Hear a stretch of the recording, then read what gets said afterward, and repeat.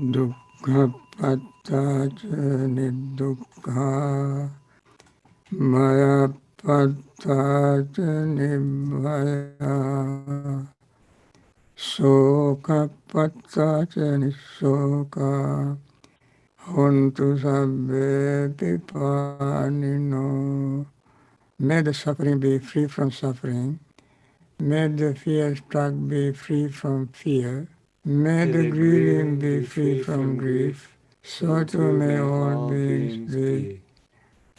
Friends, with this metta wish, we continue this morning session, and I'm going to answer questions that my friend will read for me, and then try to answer these questions. Okay. First question. Dear Bhante, having cognized breathing short and long as long, there are also moments I observe the entire as two distinct activities happening that brief impermanent moment, the independence of breathing process and the cognition process. Do I ignore the observation as distraction? Yeah, it is not actually a distraction, it is just an awareness of what is happening. We must become aware of short breath as short breath only when the breath is short. Long breath as long breath only when the breath is long. And we become aware of very subtle changes, things rising and falling all the time. So not only at the tip of our nose or nostrils, but we feel changes or vibration all over our body, from top to toe. Some places are more prominent, more clear than other places. And this always happens, and we simply become aware of it. And then sometimes we forget the breath. We forget the breath. Only this awareness of rising and falling happens.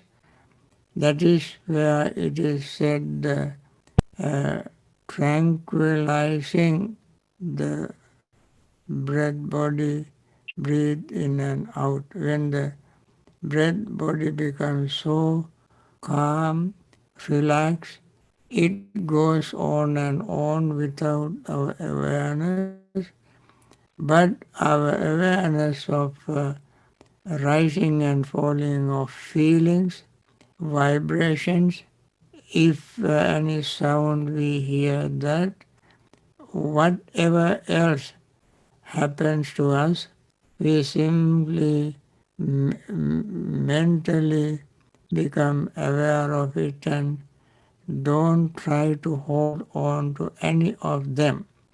Let them rise and fall, rise and fall, rise and fall. That is what we are supposed to do. When we do this, insight arises in us without word or concept. Yes, insight is yes, everything is impermanent. And that yes confirmation of impermanence takes place, and that confirmation becomes very, very clear. And this is exactly what we know when we see rise and falling. We may even forget the breath.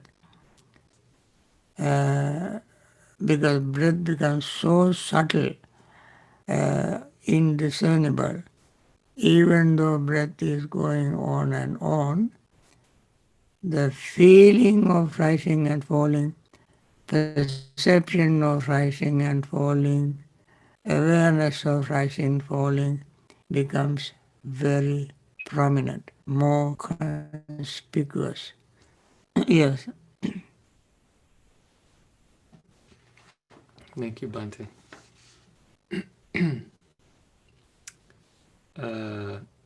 This question may require some translating for some of us in the audience.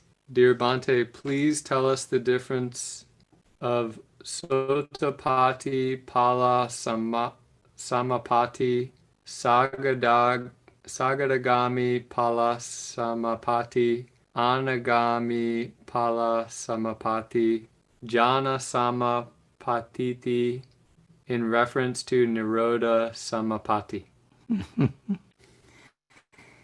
Yes, Here's a cheat sheet if you need it. yes. The second question, yes, Sotapatti Phala, Samapati, Sakadagam Phala Samapati, Anagami Phala Samapati, Jhana Samapati, in reference to Nirodha Samapati. Now, Samapati is the attainment.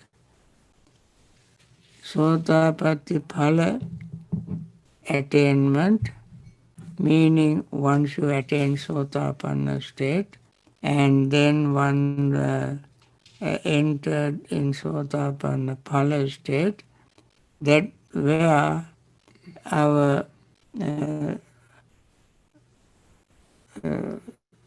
what you call samapatti or the attainment is relatively very good compared to jhana samapatti. In the jhana samapatti, only vitakka vichara are piti sukha, etc. are harmonized and hindrances are faded away and attain this jhana samapatti. Once the hindrances return, we lose that samapatti. When we attain sotapanna samapatti or sotapanna phala samapatti, what we have overcome will never return. For instance, sakkaditi vichikicha silabhata paramasa. In sotapatti phala samapatti, fetters are overcome. In jhana samapatti, hindrances are overcome. That is a temporary thing. Hindrances can come back. And the fetters, once we overcome to attain Sotapatti Phala state, will never come back. And that is the difference between these two. Similarly, Samapatti Phala, Sakadagami Phala Samapatti, Anagami Phala Samapatti, and in all these Samapattis, whatever their respective fetters are overcome, they will not return. The mind is steadier. In Sotapanna Phala stage, mind is steady, more steady in the Sakadagami Phala state, even more steady in the Anagami Phala stage. And when we attain Nirodha Samapatti, Nirodha Samapatti, both perceptions and feelings cease, and fetters that we have overcome, Nirodha Samapatti you can attain when after attaining Arahanthood. And by then all the 10 fetters are overcome. They will never return. And then therefore the mind in that state is the very, very steady, not only overcoming feelings and perceptions like Neva Sanjana's Anagami state, but this is Arahanta state. Uh, one can stay in that state for 7 days without getting up, without knowing, feeling, except the fetters are all faded away. The mind becomes very, very steady. And that is the state up the vijnana or consciousness is not established in any particular object. That is called apatitita vijnana. Apatitita vijnana. Consciousness does not establish or hold on to any particular object. It also is free from all fetters, hindrances, and therefore Nirodha Samapatti state is the most peaceful state. Even the Buddha, when he wanted to have a perfect peace, physical, even enlightened persons can have physical fatigueness, physically tired, and this physical fatigueness and mental fatigueness can be overcome when one attains a Nirodha Samapatti. And that is what the Buddha did periodically, and all Arahants did periodically, in order to have perfect rest. Perfect rest we cannot get even in deeper sleep. Perfect rest one can get only one attains Nirodha Samapatti. The difference between them are the degrees of tranquility, peace and steadiness of mind. The highest peaceful, steadiest state is the Nirodha Samapatti. Okay? Thank you, Bhante. When you write phala, in future you may write PHA, phala. In English it sounds like F, but in Pali, in order to make it phala, if you say phala, Pala, it is not correct. Next time when you write phala, write PH. For all the what we call Mahaprana in Pali, or the accented consonant must be accompanied with H, like G, G, G is KH, G, G, G is GH, like that. Thank you, Bhante. Another question. Dear Bhante, you often make reference to the honest and sincere meditator. I would bet most meditators think of themselves as both honest and sincere. Can you please provide a clear example of what a dishonest and insincere meditator looks like? I see. Dishonest, insincere. They don't try to be dishonest. They don't try to be unsincere. But when one does not see the practice correctly, one may think that one is practicing sincerely. For instance, if one very honestly, sincerely want to practice, the person will not sleep in meditation. If the person is sleeping in meditation, that person, even though the person has honesty and there is no very sincere effort to overcome sleepiness, the person must do anything and everything to overcome sleepiness, drowsiness, and stay on meditation.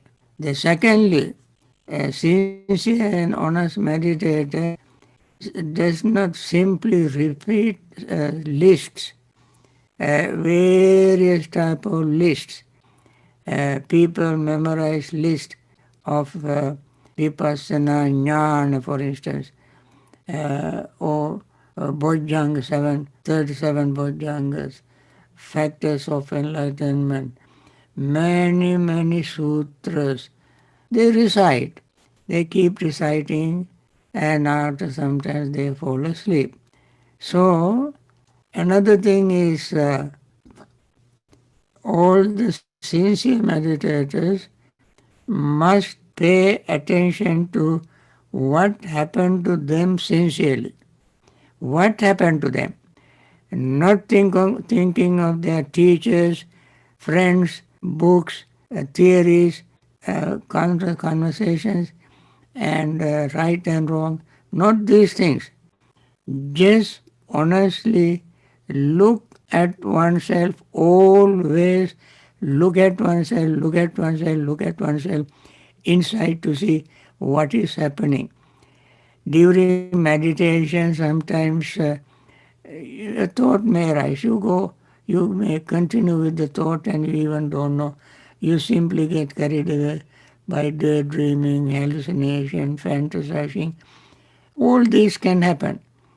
The very sincere meditator must recognize them and immediately get rid of all of them and look at, even if one is daydreaming, immediately one must catch up and see, catch up himself and think, oh, I'm daydreaming. I don't want to do that, and it is not beneficial, and it is impermanent. It has danger. And the danger is impermanent. It can make me travel all over the universe and so on. See the disadvantage of daydreaming and then immediately return to your primary object in yourself. These are the things that I want to mention. Instead of mentioning all these things in details, I use the word honestly, sincerely, and so on. It doesn't mean that people are not sincere, but to be sincere, they must make very firm effort. I am sincerely practicing. I want to practice. I want to get rid of these defilements in me. So that kind of commitment one should make. Yeah. Thank you, Bhante. Okay.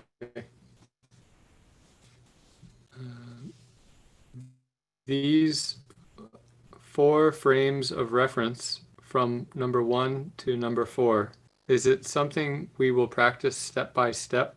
Since practicing mindfulness meditation, this is my question for many years. For example, while walking meditation, when I hear birds chirping, I discern I am feeling a pleasant feeling. This is Vedana-nupassana. Then, from the memory, aversion arises. I discern that the mind has aversion. Then next aversion disappears. I discern that mind is without aversion. These are commonly experienced in my meditation practice. Does it mean that I am practicing / training Kaya-nupassana, Vedana-nupassana, Chitta-nupassana? Question mark. Okay. When you mention 4 points of reference in from this question, I assume you may be referring to for establishment of mindfulness. Mindfulness of body, feeling, mind, and mental objects. Okay, in this context, I assume that is what you meant. But there is another meaning also in for point of reference. That is different thing. Anyway, when you, as you said in the example, when you do walking meditation or sitting meditation, you hear a bird's song, birds singing, and yeah, yeah, bird chirping. So when you hear that, instead of letting desire arise in you, aversion arise in you, at the very moment you hear the sound, you bring what is called yoniso manasikara. See the root of whatever arises in your mind. Therefore, the first thing you should do, the very best thing everybody they must do first, the very best thing. The very best thing is seeing impermanence of these birds chirping. If you pay attention, you will hear various type of sound waves hitting your eardrums and vanishing away at the same time. Hundreds and hundreds of different sound waves hit your eardrum. If you pay total attention, all you notice is the rising and falling of the chirping. Birds, later on you begin to think, oh, this is a bird, this is the bird chirping, and this is high pitch, this is low pitch, this mind. All these are the details you get involved in when you do not see the original basic, the best thing to do. Rising and falling and rising and falling. That is impermanence you must see. If you cannot do that, the next thing you should do when the desire arises or disturbance arises in your mind, as you said, under disappointment or anger, what you call dislike, uh, aversion is the underlying tendency when you dislike it. Normally, birds chirping men don't actually make people upset. Most people like to hear the bird chirping. It is a beautiful song. The bird doesn't have any intention to hurt us, disturb us. Bird doesn't even know that we are meditating. The bird doesn't know that we are human beings. And so forth and so on. All these details they don't have in their mind. They just either to call their partners or call their babies or just to relax, they sing a song. So, without going into all these details, if you go into details, still you don't have any reason to get upset. You can use this sound as a part of your meditation. You know, sometimes people are upset when they hear rain dropping, rain drops on a metal roof or on the board on the ground. It keep some people. Any little sound can disturb some people. Even somebody open a plastic cover of a package or brown paper opening, that makes some kind of sound, and hearing that some people get upset. This is not unusual thing, and therefore we have to be very, very mindful to see how this disturbance arises in the mind. The bird has nothing to do with that. It is you who have this uh, resentment as a root in your own mind.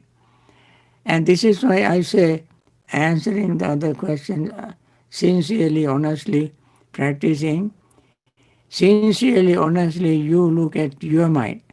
Look at your mind and then uproot the aversion from the very moment it arises, seeing, after all, this bird is very normally he sings.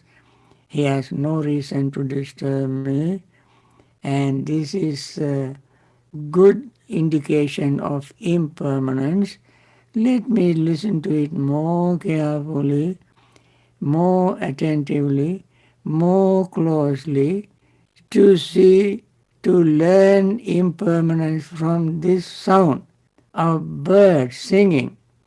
And then you can see how much you relax in your heart, and you can see the change within yourself. That means look at impermanence as whenever you experience an object, sound, mental object, or physical object. Okay, another question? Okay.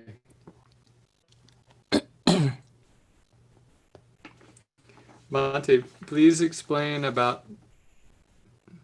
I wonder if this is the same question. I think this is a repeat question. So here's another one. Could you please explain what is vitaka and what is vichara? Okay. Vitaka is thought, vichara is sustained thought. Vitaka is, there are 6 kinds of vitakas: kama vitaka, vyapada vitaka, vihinsa vitaka. These are unwholesome thoughts. Vitaka means thought.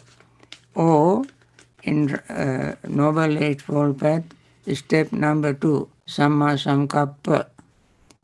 I mentioned miccha sankappa, wrong thoughts.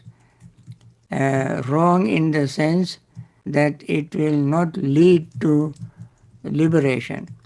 What are they? Wrong thoughts. What do you call? Kama vitaka, vyapada vitaka, vihinsa vitaka. Or kama sankappa, vyapada sankappa, vihinsa sankappa. These are wrong, unwholesome, negative thoughts.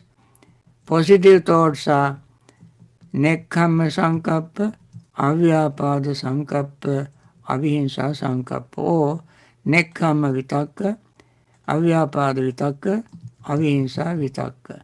That is thought of letting go, nekkhamma vitaka. Thought of not getting upset or angry, avyapada vitaka. And avihinsa vitaka, thought of compassion.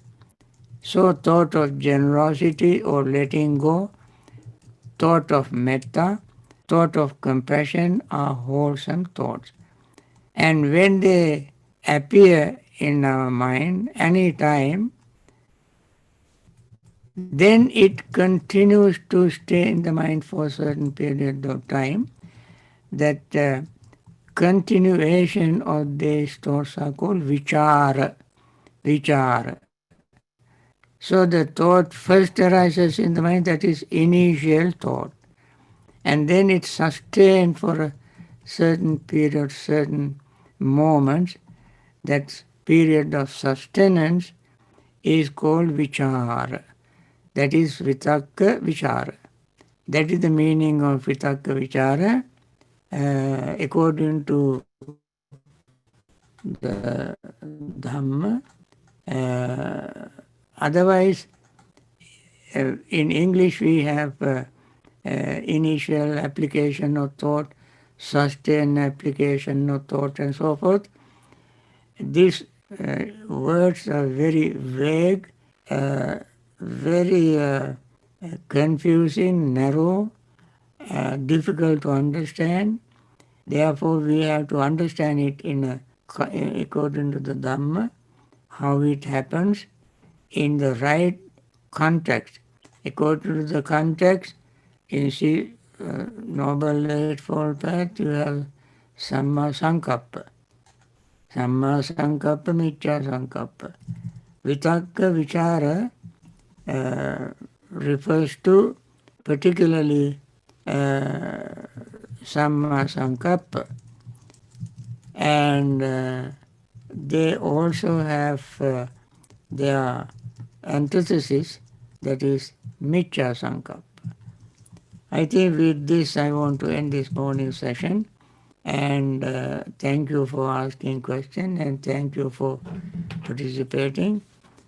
We meet again on Wednesday next week.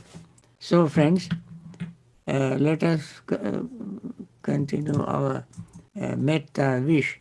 May all those who are in pain and suffering, in hospitals and so on, may they recover very soon and return to their normal health and continue their Dhamma practice in order to liberate themselves from samsara.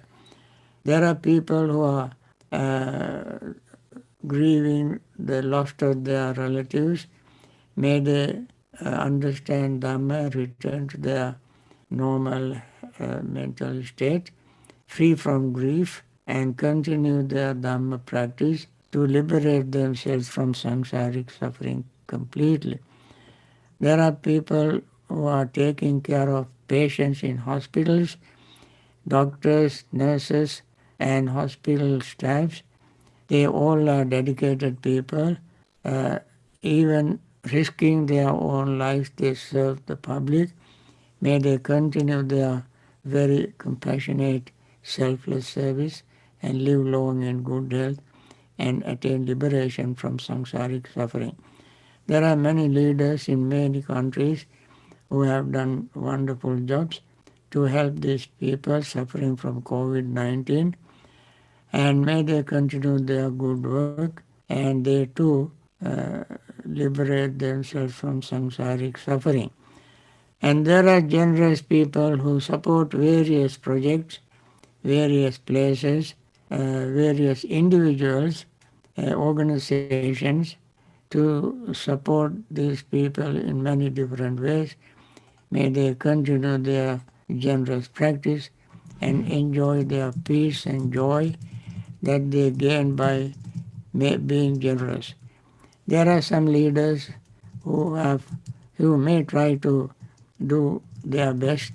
Perhaps they need more understanding, patience, determination, courage, above all insight and wisdom and compassion to make the wise decision to help people quickly and liberate all of them from samsaric suffering.